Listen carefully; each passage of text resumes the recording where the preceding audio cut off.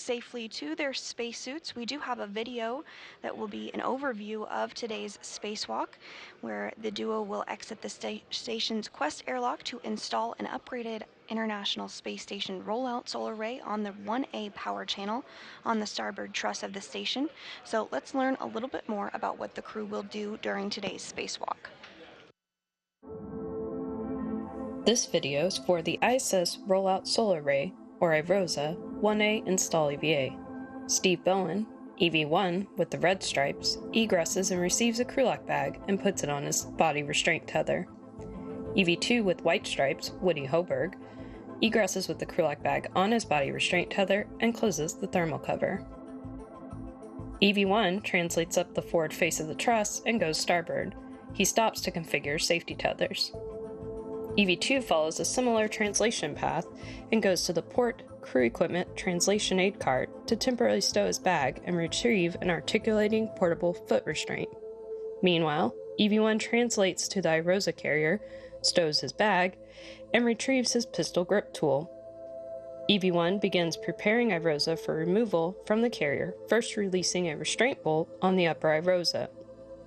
EV2 relocates the foot restraint and installs it on the space station's robotic arm. EV2 ingresses the foot restraint, and then the arm will move him away from the truss. EV1 translates to the lower iROSA and releases its first restraint bolt. He releases both anti-rotation devices back on the upper iROSA, and then will stow them in the crew lock bag.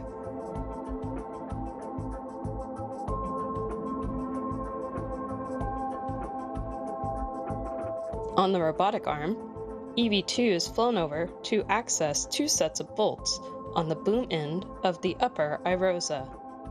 The first two bolts will allow the boom deployment system rollers to be moved into place to help with the array deployment later in the spacewalk. The second two bolts will release two of four mechanisms that hold the iROSA in its rolled-up configuration. EV1 partially releases the upper iROSA's restraint bolt and installs the first of two handling aids called scoops and prep for removing iROSA from the carrier. The arm flies EV2 over to the hinge end of the upper iROSA, and both crew members work to release the final bolt holding it to the carrier. EV1 installs a second scoop, and EV2 lifts the iROSA off of the carrier.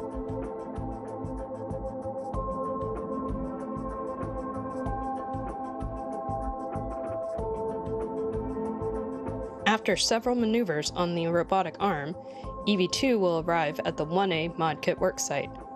During these maneuvers, EV1 will pick up the temporarily stowed bag from the port cart and reconfigure both crews' safety tethers, on his way to meet EV2 at the mod kit.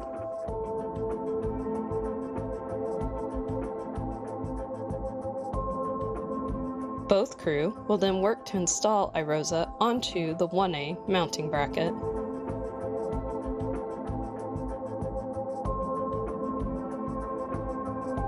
The crew will release the scoops, and EV2 will move into position to release the final bolt, holding iROSA in its folded position.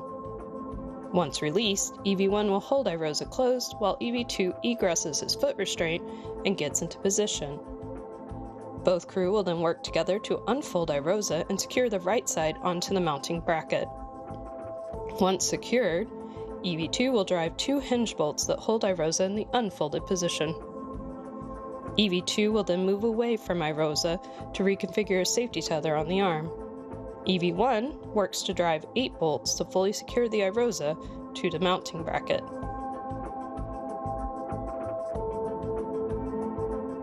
Both crew will then work to electrically connect the new iROSA to the ISS power system. They'll first attach 4 connectors to iROSA, then both will move to either side of the legacy array to disconnect the old array and connect a Y cable. This will allow power to flow from both the new iROSA and the legacy array to the space station power system.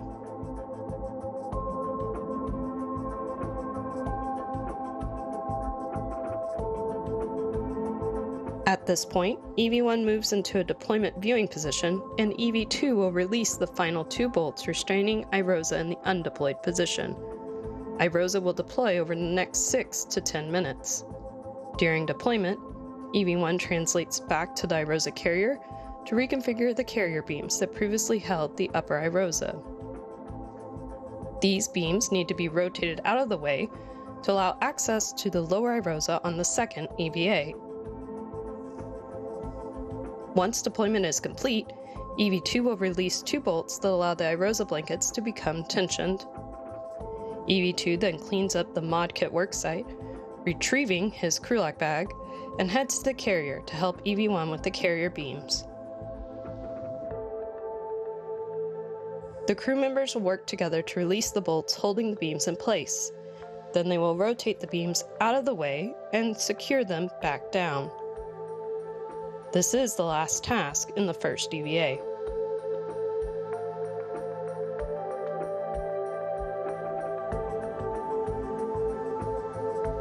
Both crew will clean up the worksite and translate back to the airlock. They will clean up their tethers on the way. They will then work to ingress and begin repressing the airlock. This will finish the first of 2 EVAs.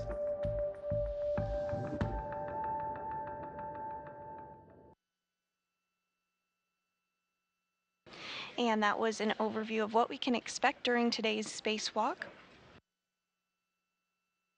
On your screen here on the top right, you see NASA astronaut Frank Rubio continuing to step through procedures to get the crew ready to head out of the airlock later this morning.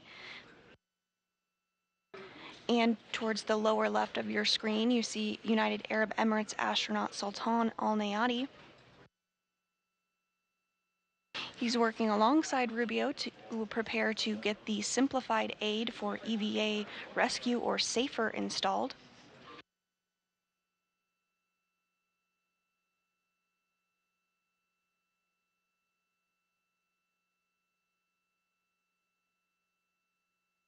Once the SAFERs are installed on both Hoburg and Bowen, the crew will move through the airlock and start depressurization procedures. Wow.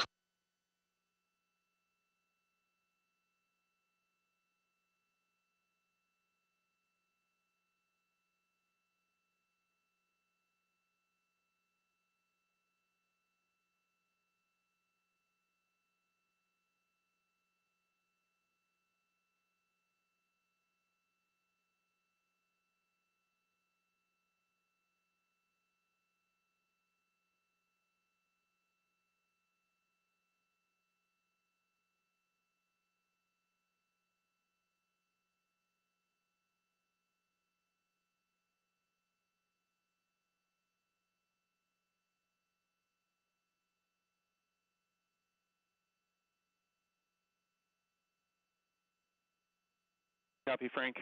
0009.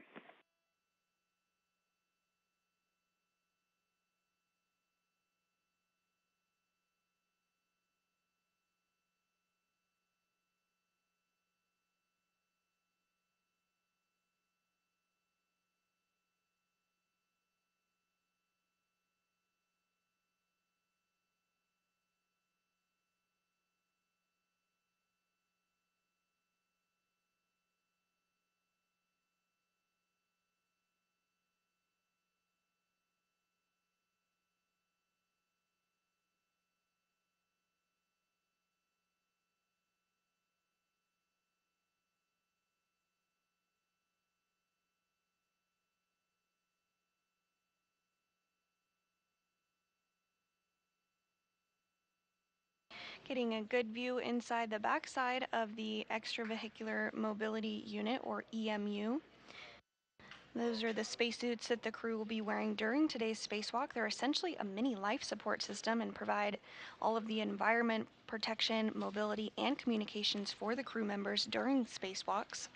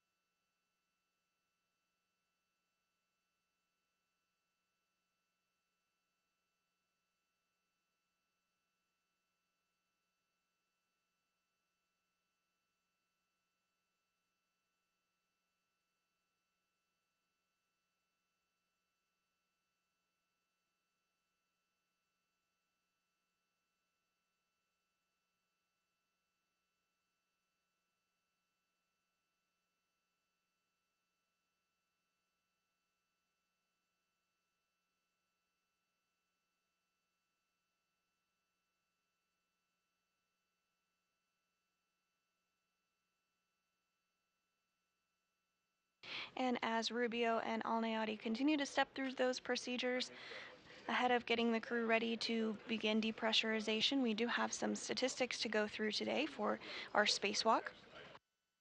Today's spacewalk will be the 9th spacewalk for NASA astronaut Steve Bowen. He has a total spacewalking time of 54 hours and 19 minutes. And for NASA astronaut Woody Hoberg, this will be his very first spacewalk. Today's spacewalk will be the 264th spacewalk in support of space station assembly, maintenance, and upgrades, and will be the 7th space station spacewalk this year. And this will be the 5th spacewalk for Expedition 69.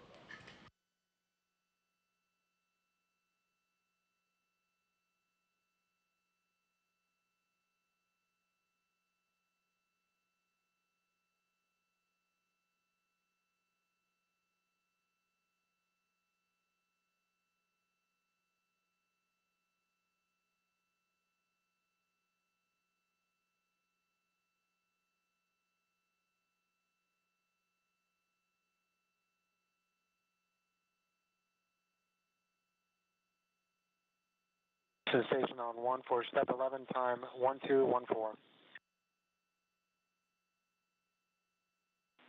And we copy, Frank.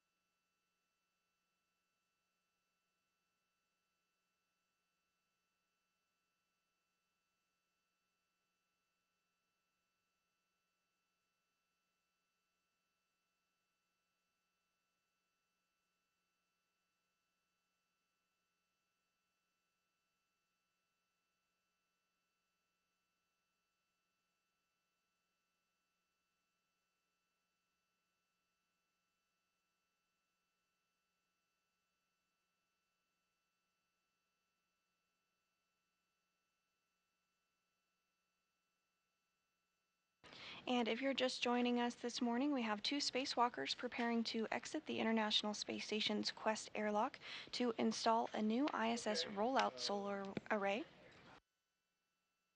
Those spacewalkers are NASA astronaut Steve Bowen, who you see in the center of your screen there. Station on 1 for step 18, expended canisters are 0022 and 0020. And copy, Frank. Good numbers.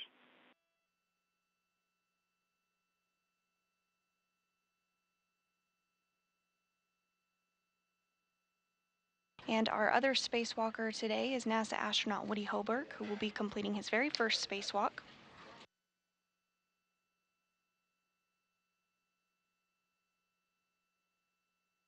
Also in the equipment airlock is NASA astronaut Frank Rubio, as well as United Arab Emirates astronaut Sultan Al Nayati.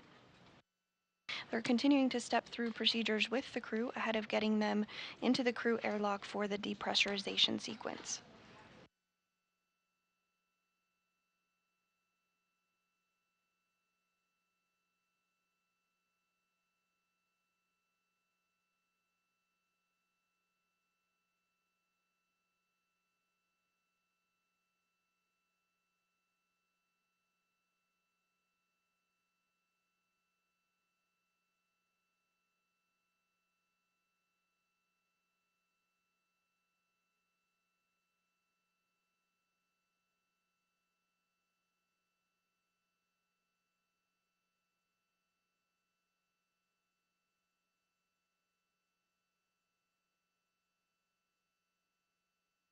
Back in the International Space Station Flight Control Room, the Orbit 2 team is ready to support today's spacewalk under the direction of Flight Director Diane Daly.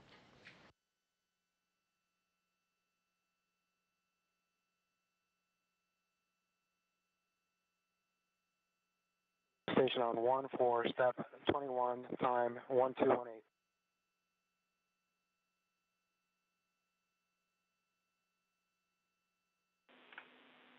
And copy, Frank.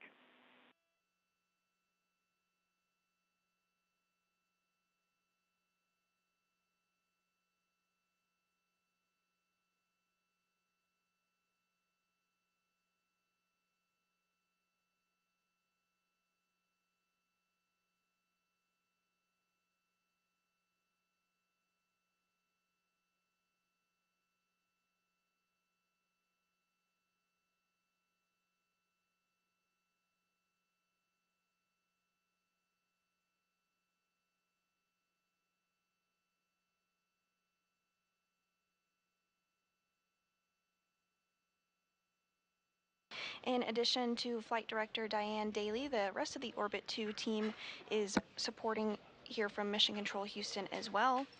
To her right at the Capcom console is the ground IV, and that is Canadian Space Agency astronaut Jenny Gibbons. She'll serve as the spacewalk communicator who will talk directly with the crew during the spacewalk, helping them choreograph timelines and procedures.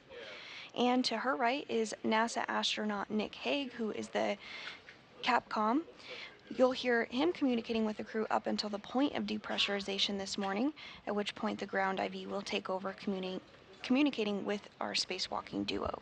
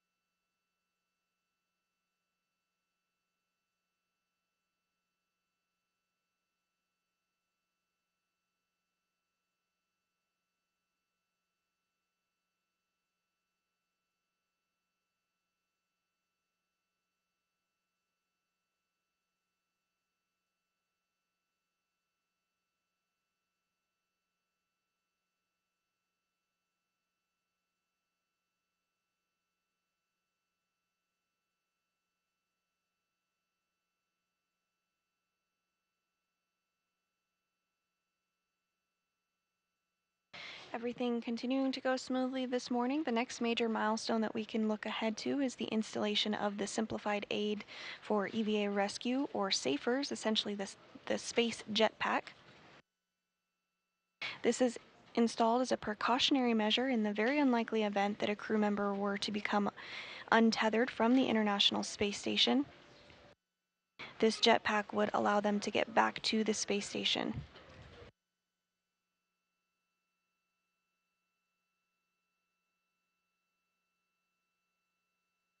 Following SAFER installation, we can look ahead to depressurization. First, the crew will move to the crew lock section of the Quest airlock, and depressurization will occur in a two-stage fashion. First, the crew lock will be taken down to 5 pounds per square inch of pressure. At this point, they'll pause depressurization to do a systems check, and then Station Houston on 1.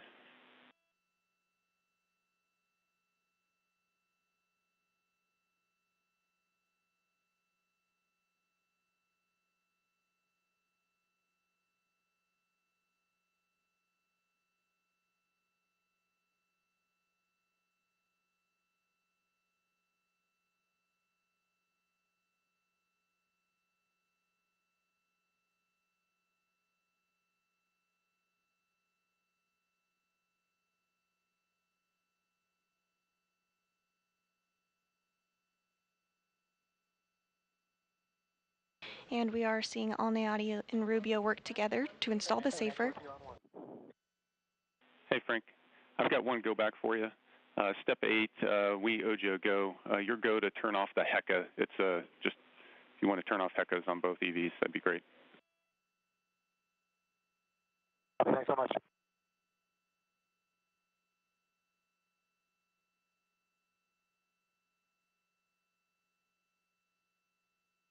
Again, Alneati and Rubio now working together to install the safer, simplified aid for EVA rescue on NASA astronaut Steve Bowen's spacesuit.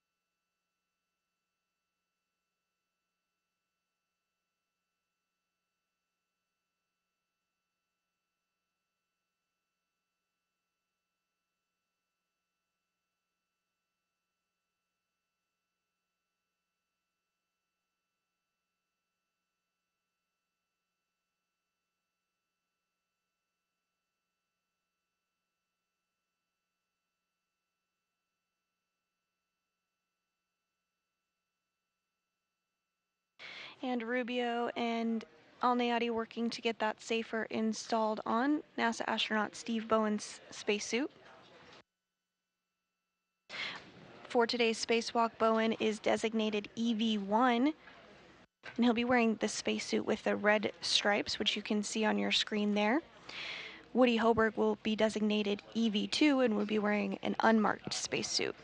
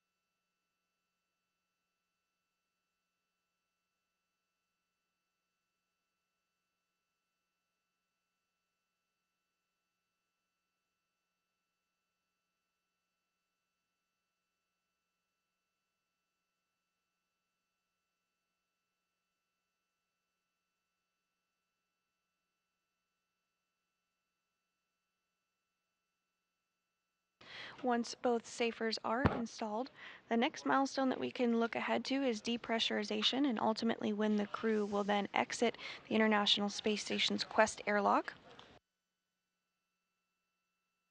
They'll then work together to install an upgraded International Space Station Roll-Out Solar Array on the 1A power channel on the starboard truss of the International Space Station.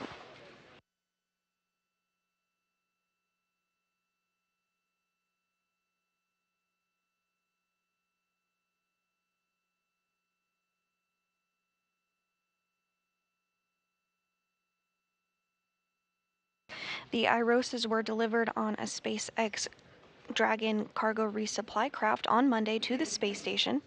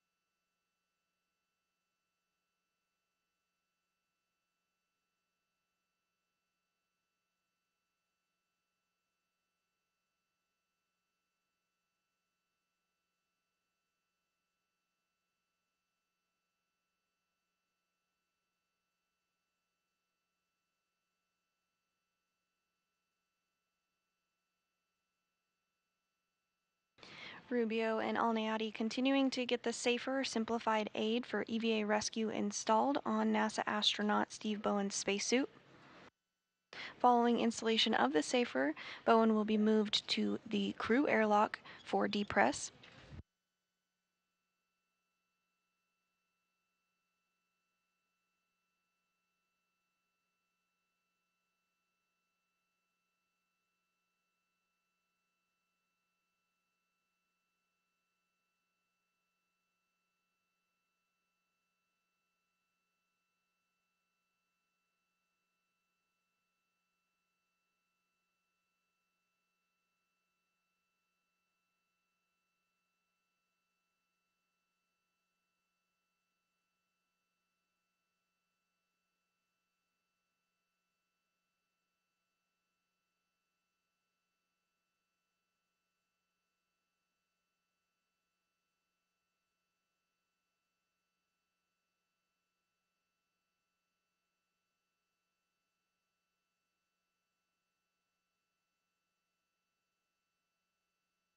And Bowen now being moved into the crew airlock. Next up, Rubio and Alniati will work together to get Hoberg's safer installed.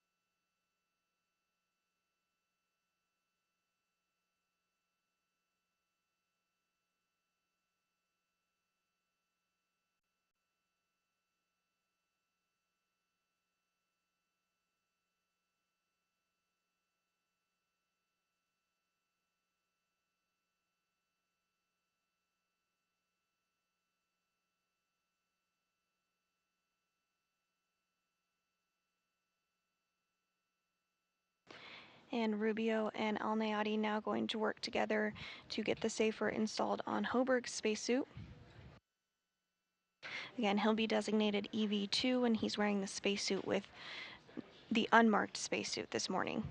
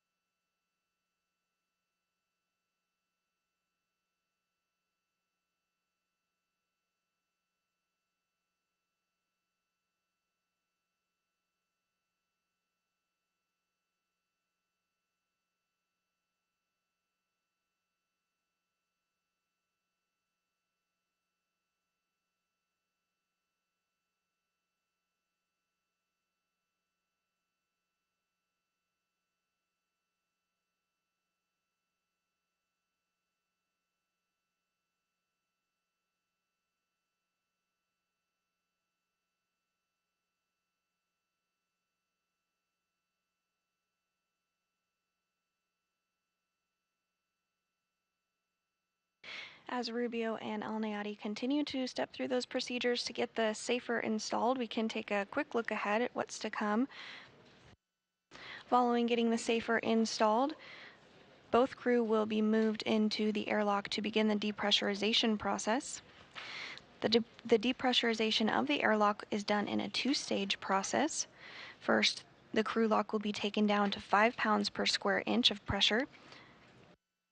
At this point, depressurization will be paused to do a systems check. Following this, depressurization will resume and continue all the way down to vacuum. Now, once vacuum is reached, the two spacewalkers will complete suit and communication checks before placing their spacesuit on internal battery power, which will officially mark the start of today's spacewalk. A US spacewalk's start and end time is measured from the time the crew places their spacesuit on internal battery power all the way up until the time repressurization occurs, and they're back inside the crew lock following completion of their spacewalk. We are expecting today's spacewalk to last about 7 hours.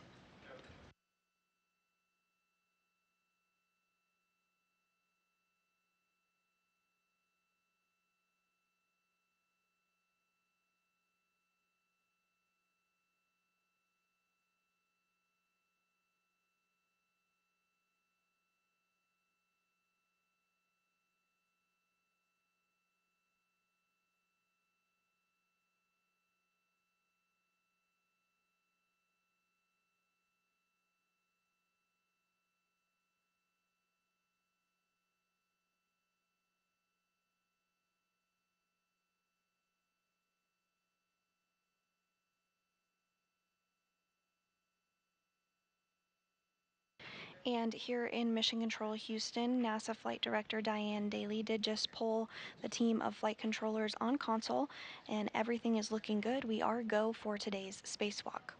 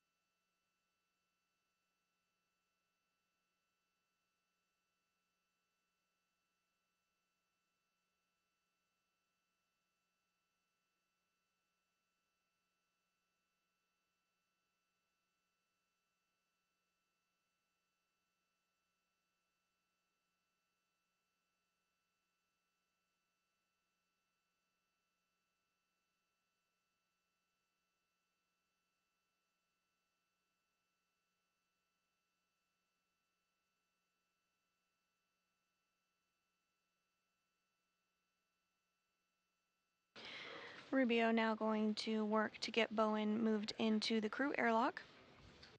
Hoburg, rather. Bowen currently is in the crew airlock already.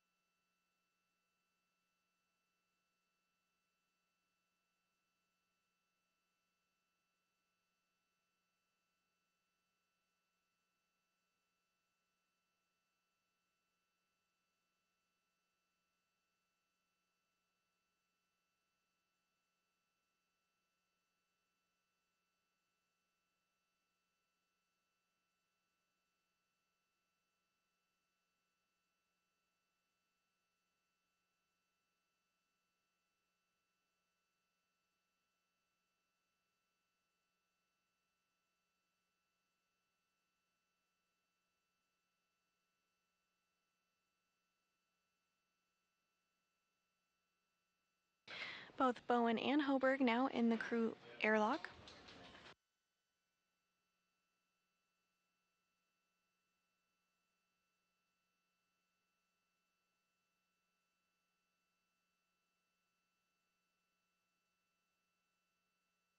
Once they get situated and everything looks good, we will see the hatch close and the depressurization process begin.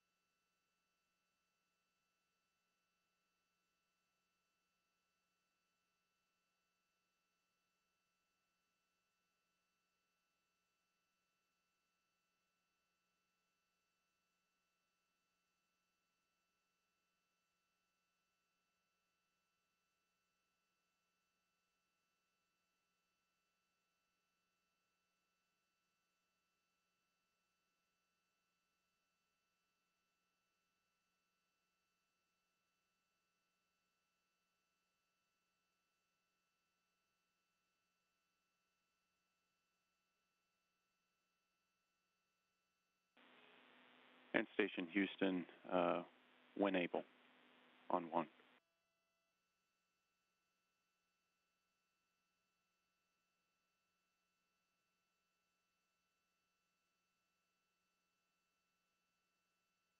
Connect with you on 1. Hey, Frank, we're trying to get in front of an LOS with some ground commanding. There's a couple steps that you're going to confirm later on we'd like to do early. That's step 76 and 77.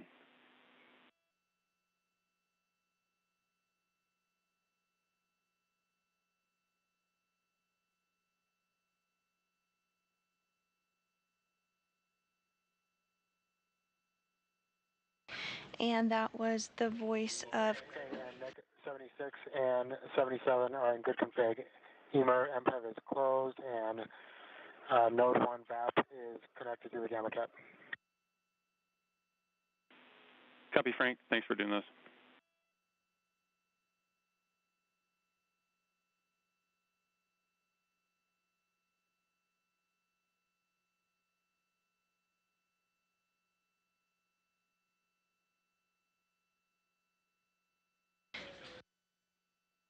And that was the voice of today's Capcom and NASA astronaut Nick Hague, calling up to Rubio, letting him know that there is a loss of signal coming up, giving them the go to step through a couple of procedures during that LOS.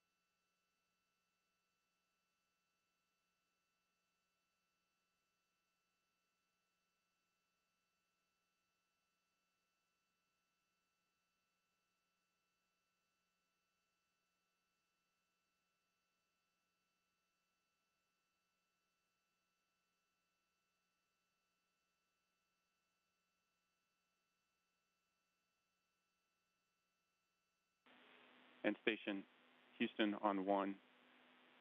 No action for you. You can acknowledge with the thumbs up. We're going to command, so you go hot mic for the EV crew.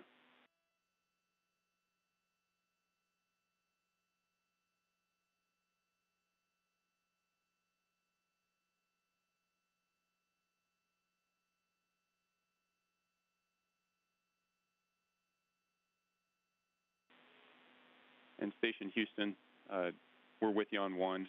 If you tried to transmit last, I want to let you know the crew is going to go hot mic here shortly. And also, you've got to go in step 84. Okay, next copy. Crew will be hot mic'd and go on step 84. And Nick, just be advised, you're coming in a little bit weak. You're readable. Copy all.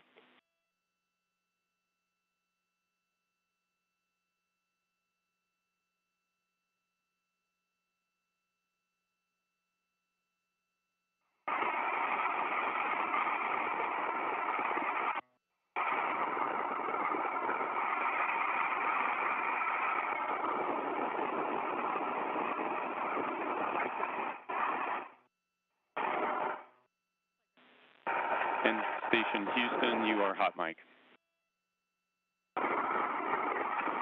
EV1 copies. EV2 copies. And copy, we've got good voice, and just let you know we're 2 minutes out for a 12-minute LOS, and you are prime IV, and your go to press.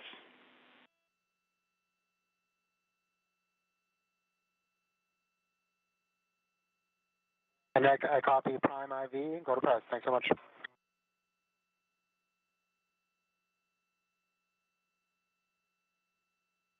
And we did just hear that confirmation from the ground that the crew is go to continue depressurization. First up, they'll close the hatch, which Alnayati and Rubio are working together to do, so you can see on your screen.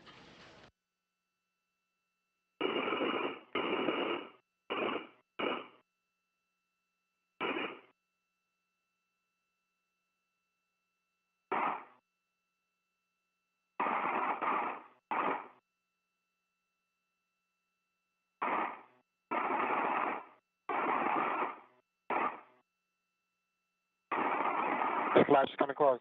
Good luck. We'll see you in a little bit. Yep, talk to you later. Thank you so much. Great job. Great job. Sound awesome.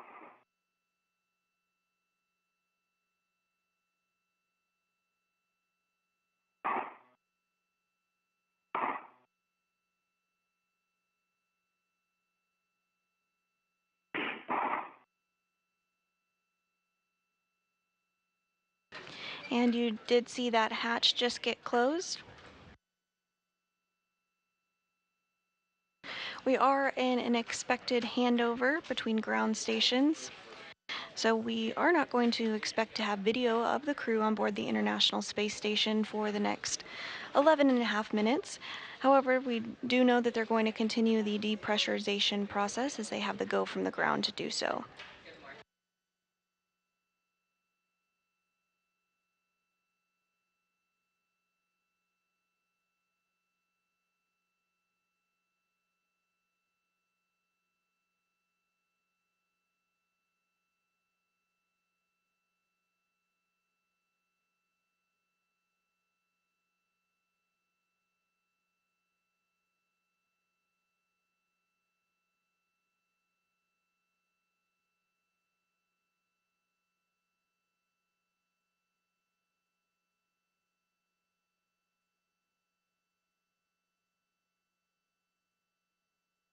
And if you're just joining us this morning, we have 2 spacewalkers who are suited up and in the process of working through depressurization procedures. Today they will exit the station's Quest airlock to install an upgraded iROSA, or International Space Station Roll-Out Solar Array, on the 1A power channel on the starboard truss of the International Space Station. We do have an animation to walk us through what we can expect our spacewalkers to complete today, so let's take a quick look. This video is for the ISS Roll-Out Solar Array, or iROSA, 1A install EVA. Steve Bowen, EV1 with the red stripes, egresses and Tether. EV2 with white stripes, Woody Hoberg, egresses with the crew lock bag on his body restraint tether and closes the thermal cover. EV1 translates up the forward face of the truss and goes starboard. He stops to configure safety tethers. EV2 follows a similar translation path and goes to the port crew equipment translation aid cart to temporarily stow his bag and retrieve an articulating portable foot restraint. Meanwhile, EV1 translates to the iROSA carrier, stows his bag, and retrieves his pistol grip tool. EV1 begins preparing iROSA for removal from the carrier, first releasing a restraint bolt on the upper iROSA. EV2 relocates the foot restraint and installs it on the space station's robotic arm. EV2 ingresses the foot restraint, and then the arm will move him away from the truss. EV1 translates to the lower iROSA and releases its first restraint bolt. He releases both anti-rotation devices back on the upper iROSA, and then will stow them in the crew lock bag.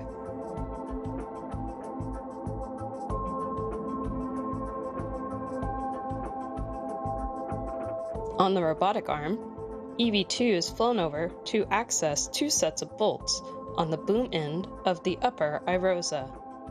The first 2 bolts will allow the boom deployment system rollers to be moved into place to help with the array deployment later in the spacewalk. The second 2 bolts will release 2 of 4 mechanisms that hold the iROSA in its rolled-up configuration.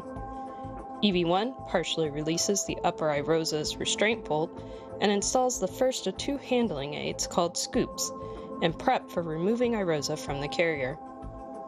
The arm flies EV2 over to the hinge end of the upper iROSA, and both crew members work to release the final bolt holding it to the carrier. EV1 installs a second scoop, and EV2 lifts the iROSA off of the carrier.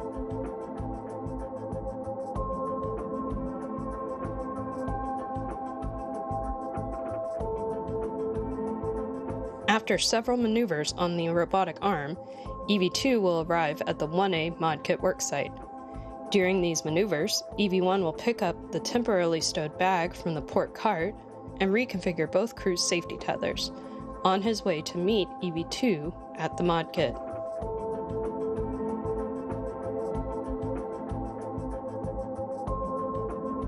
Both crew will then work to install iROSA onto the 1A mounting bracket.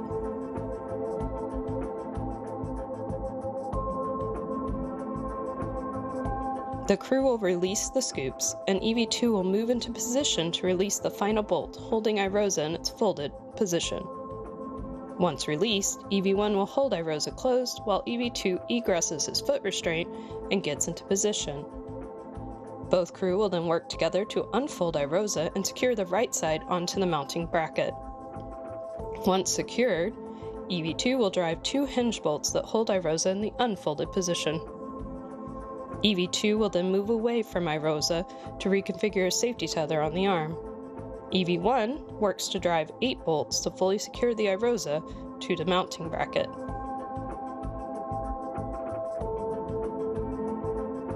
Both crew will then work to electrically connect the new iROSA to the ISS power system.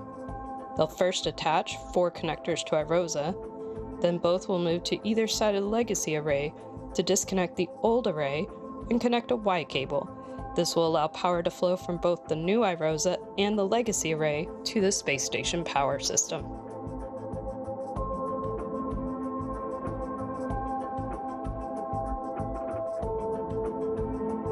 At this point, EV1 moves into a deployment viewing position, and EV2 will release the final 2 bolts restraining iROSA in the undeployed position. iROSA will deploy over the next 6 to 10 minutes. During deployment, EV1 translates back to the iROSA carrier to reconfigure the carrier beams that previously held the upper iROSA. These beams need to be rotated out of the way to allow access to the lower iROSA on the second EVA. Once deployment is complete, EV2 will release 2 bolts that allow the iROSA blankets to become tensioned. EV2 then cleans up the mod kit worksite, retrieving his crew lock bag, and heads to the carrier to help EV1 with the carrier beams. The crew members will work together to release the bolts holding the beams in place. Then they will rotate the beams out of the way and secure them back down. This is the last task in the first EVA.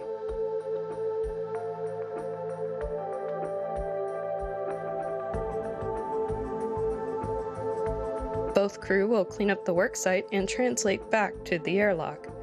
They will clean up their tethers on the way. They will then work to ingress and begin repressing the airlock. This will finish the first of 2 EVAs.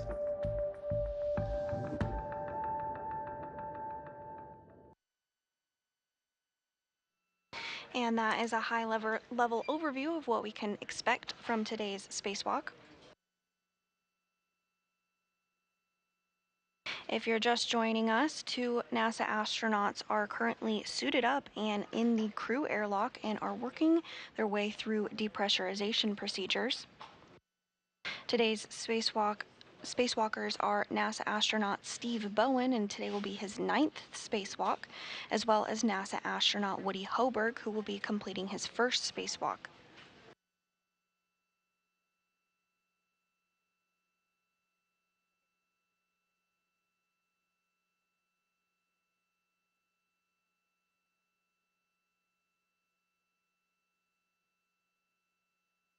Bowen and Hoberg will venture outside for a spacewalk expected to last about 7 hours today, the focus of which will be on the starboard truss of the International Space Station to install and monitor the deployment of one of the iROSAs, or ISS Roll-Out Solar Array, both of which were delivered on a SpaceX Cargo Dragon resupply vehicle on Monday to the space station.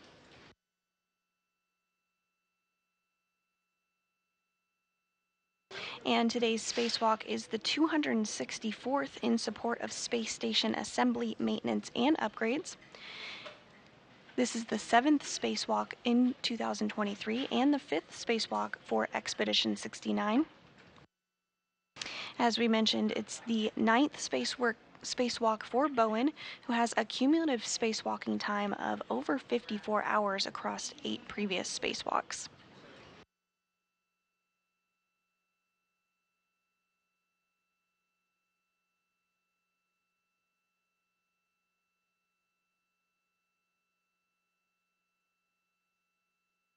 The iROSA that the crew will install today is 60 feet long and 20 feet wide.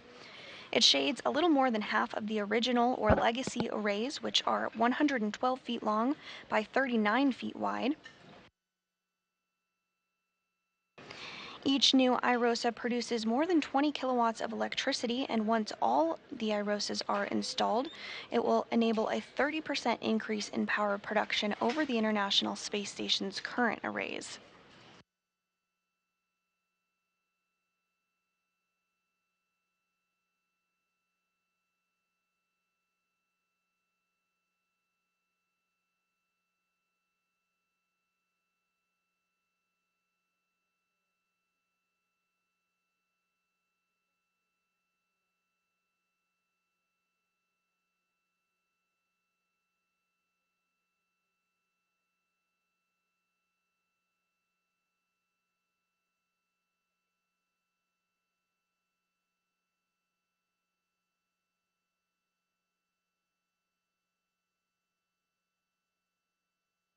And we are in a loss of signal period as we have a handover between satellites.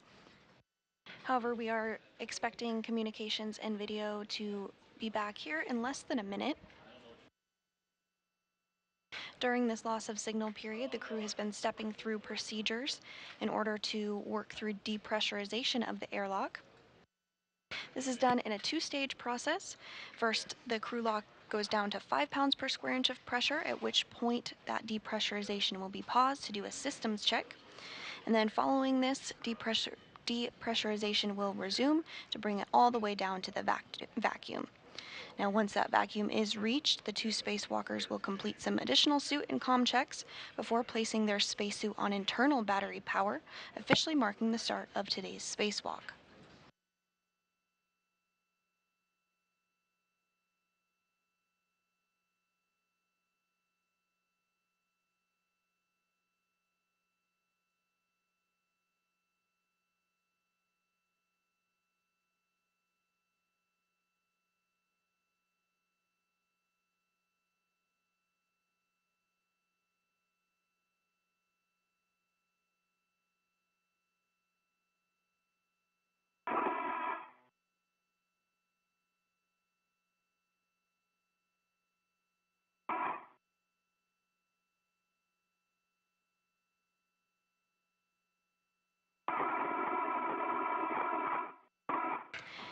And pressure inside of the crew lock is about 7.27 pounds per square inch. Again, we'll pause once that pressure reaches 5 pounds per square inch.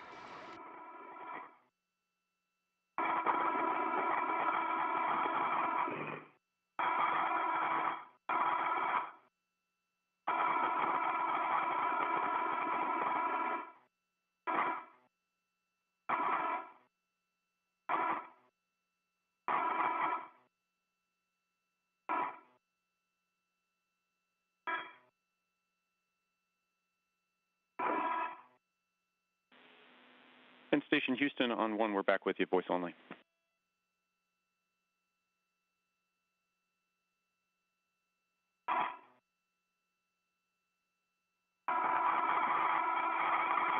Nick, we have you loud and clear, copy, voice only, thanks.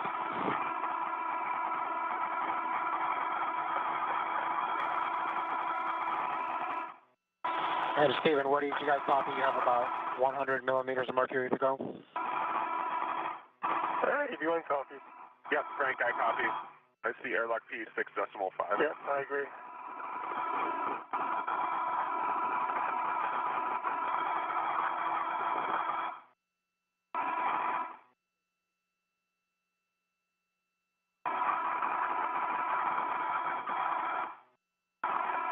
Pressure inside the crew lock now at 6.35 pounds per square inch of pressure.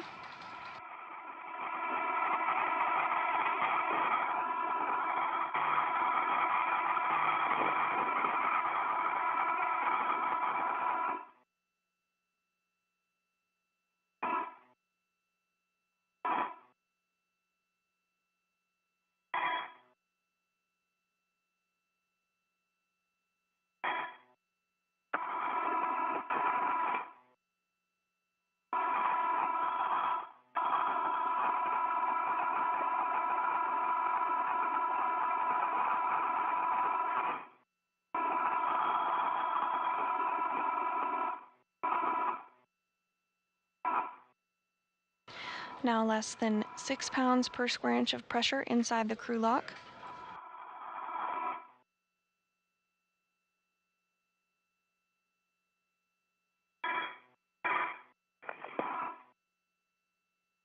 Again, once we do reach 5 pounds per square inch, that depressurization will be paused to do a systems check.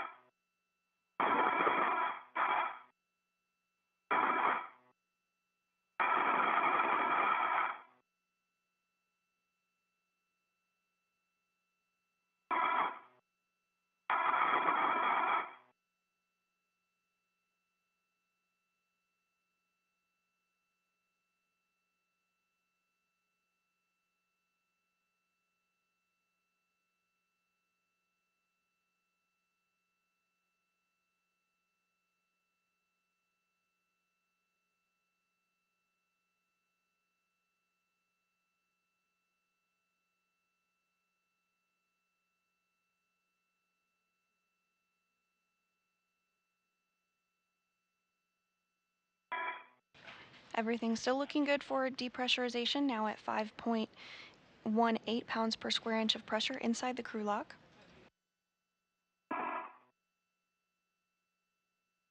Woody, the next action is going to be for you. We have about 10 to go. I copy, Frank, standing by.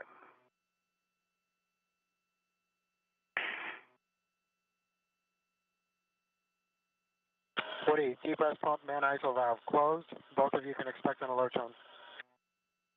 Closed. And copy closed. Okay, next thing we're going to do is a leak check. So you'll both take your switch display status until leak check question mark is displayed. Hold that for 2 seconds, and then follow the displayed instructions. In work, UV1. UV2 in work.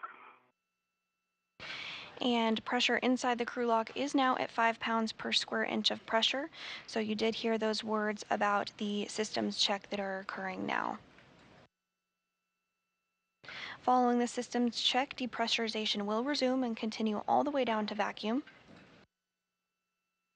And once vacuum is reached, the 2 spacewalkers will complete some additional suit and communication checks before they place their spacesuit on internal battery power, officially marking the start of today's spacewalk.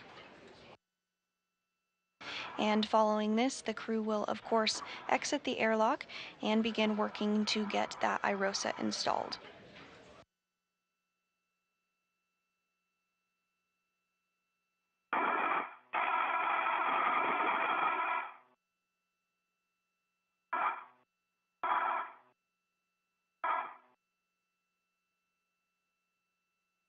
Check complete, EV1. Moving to EVA. That'll be a minute. Same for EV2. Copy, good. Leak check for both. Good news. And then correct, you both want your O2 actuators to EVA. Let me know when that's complete. EV2's in EVA. EV1's in EVA. The O2 actuator EVA for both Woody and Steve. Nice job. Woody, you're going to take the depress pump man ISO valve to open. Both of you can expect an alert tone. Copy. Press pump man ISO valve is open.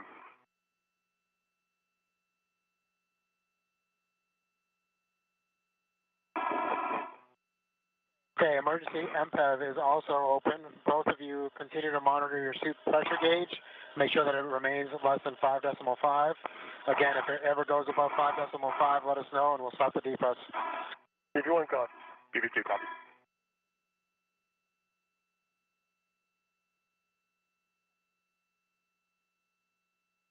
Woody, the next action will be at 2 PSI. Copy, I see it. And those system checks looking good. Depressurization is continuing as expected.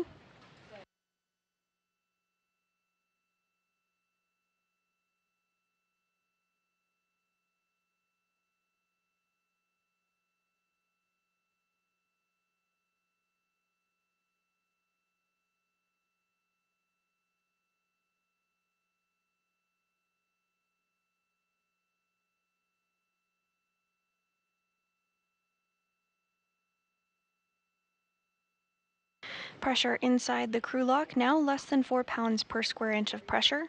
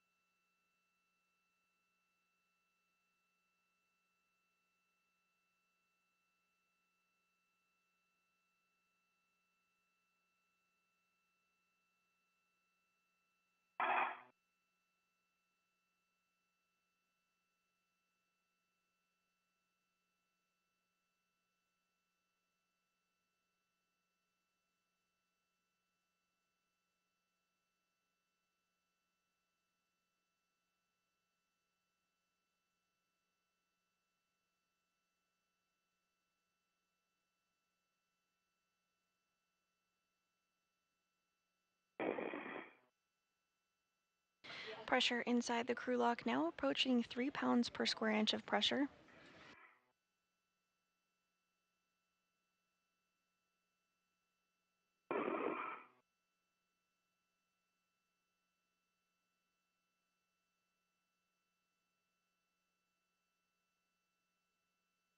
And we are getting a view back inside of the equipment lock here, where NASA astronaut Frank Rubio on the left and United Arab Emirates astronaut Sultan Al Nayati continue to step through depressurization procedures with Hoberg and Bowen, who are inside the crew lock.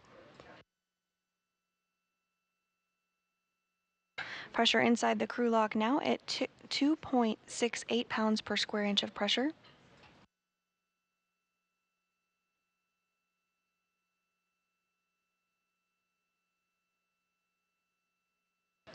Once vacuum is reached inside the crew lock, the two spacewalkers will complete additional suit and communication checks before they do place their spacesuit on internal battery power, which will mark the official start of today's spacewalk.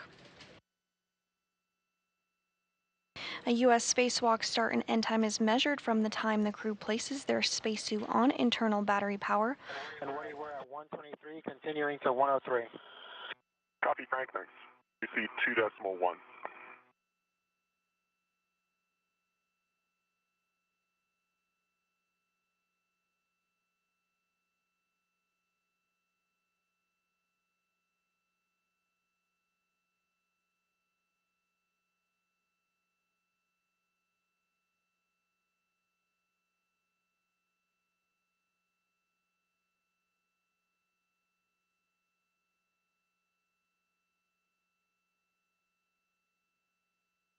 Now closing in on 2 pounds per square inch of pressure inside the International Space Station's crew lock.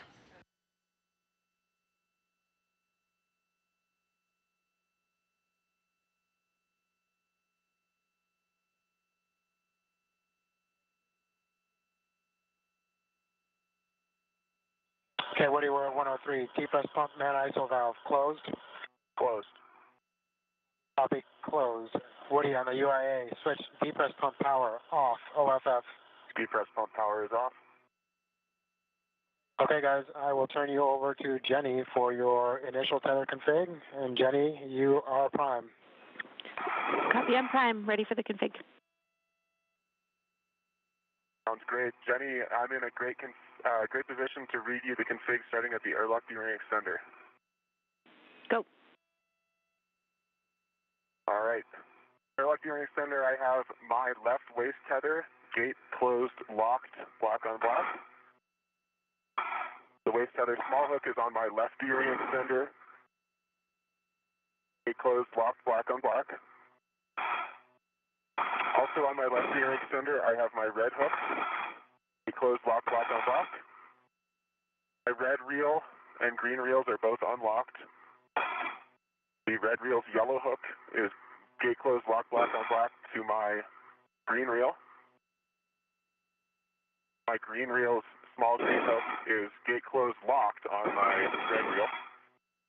And the green reel's anchor hook goes to Steve's right waist tether. Okay, and that anchor hook and Steve's waist tether large hook are both gate closed, locked, block on block. Steve, over to you if you can see it. Yep. So we pick up with my waist tether, which is gate closed, slide lock, big hook that you.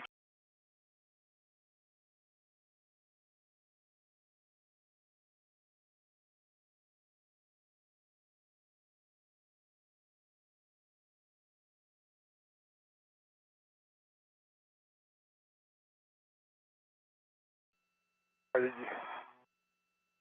yellow hook is gate closed, slide lock to the green rail. Both reels are unlocked.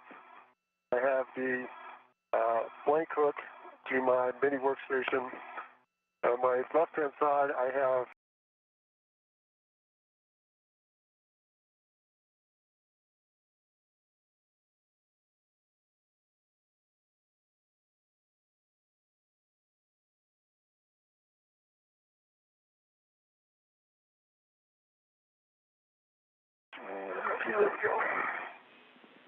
Copy all. That I need is. to get back so I can actually eventually open the hatch.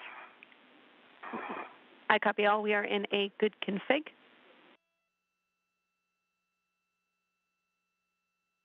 Thanks so much, Jams, and good morning to you and the Orbit 2 team. Good morning. We are happy to be here, excited to work with all of you.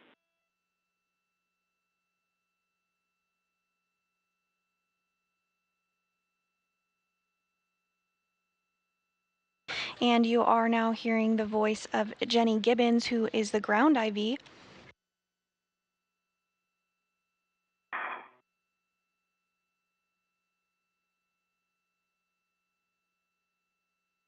She'll be stepping through procedures with the crew during today's spacewalk.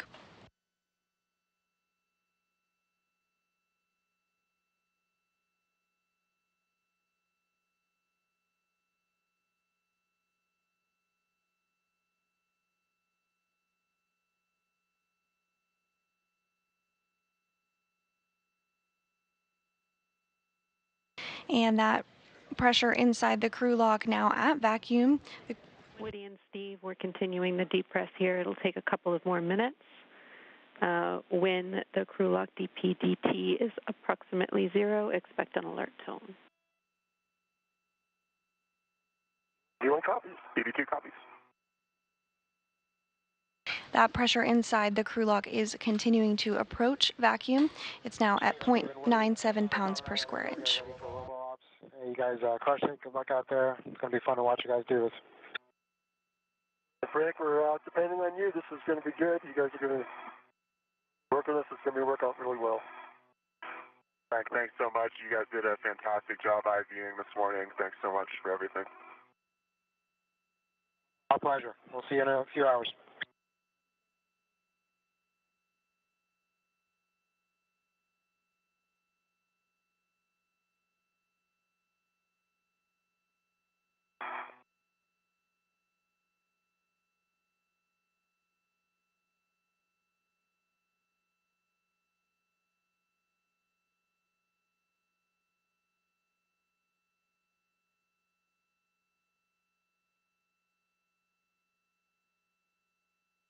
Everything continuing to go smoothly this morning as NASA astronaut Woody Hoberg and Steve Bowen. Tracking around 8 or 9 more minutes down to 0.5 psi. And Jay, that makes sense watching it go very slowly. Sounds good.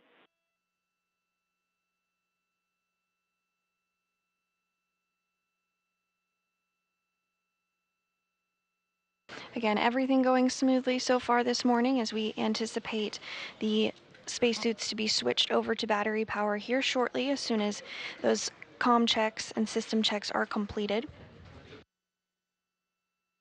Following this, the crew will egress or exit the hatch after they open the thermal cover.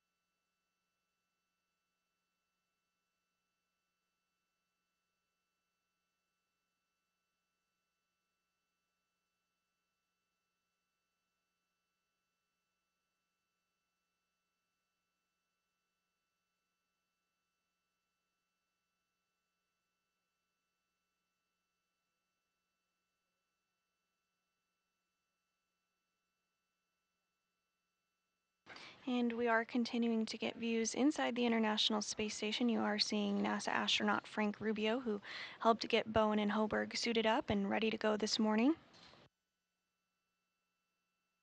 All Nayati now floating into screen as well. Bowen and Hoberg are inside the crew lock, which continues to depress. Now at 0.64 pounds per square inch, rapidly approaching vacuum.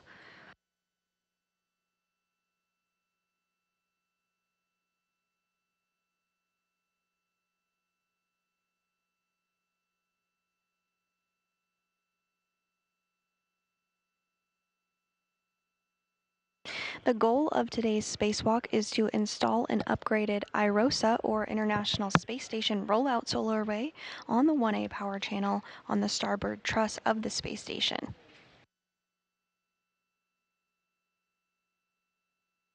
Today's iROSA installation will be the 5th installed on the space station.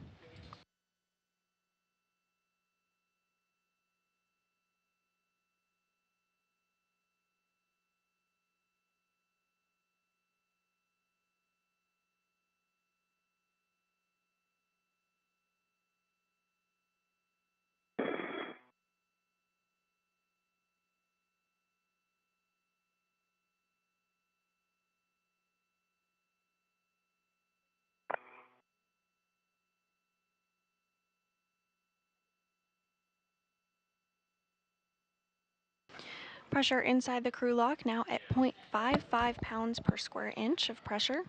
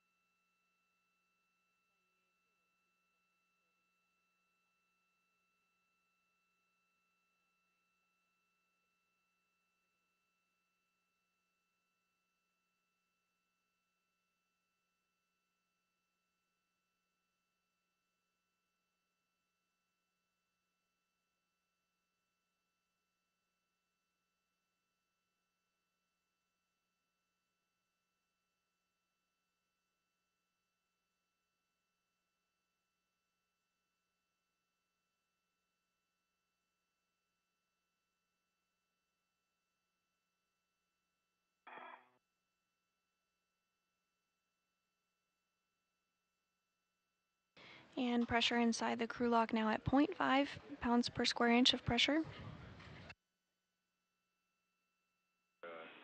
Stephen Woody, we are at 0.5 psi. You are go to verify the EV hatch gauge is less than 0.6 psi and open the EV hatch. And I see the EV hatch at 0.4. Copy, 0.4, your go. All right, getting ready to open the hatch.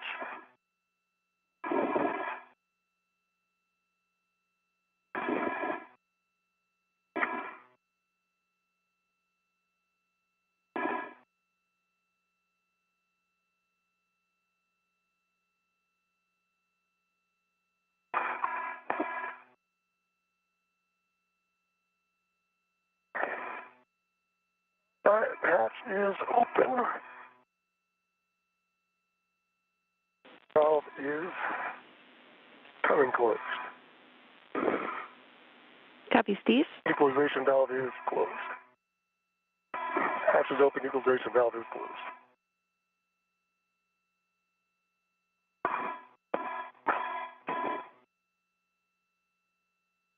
And we are hearing that the hatch is open. Pressure inside the crew lock now at vacuum. Both Hoberg and Bowen are now going to work together to egress or exit the airlock. Copy, Frank. Emergency MPEV closed. Now we are in post-depress. Woody and Steve, on your DCMs, switch power to BAT, stagger your switch throws, and expect a warning tone. All right, EV1 power, power to battery. Copy. EV2, going to battery. EV1, good restart, blank, no bite.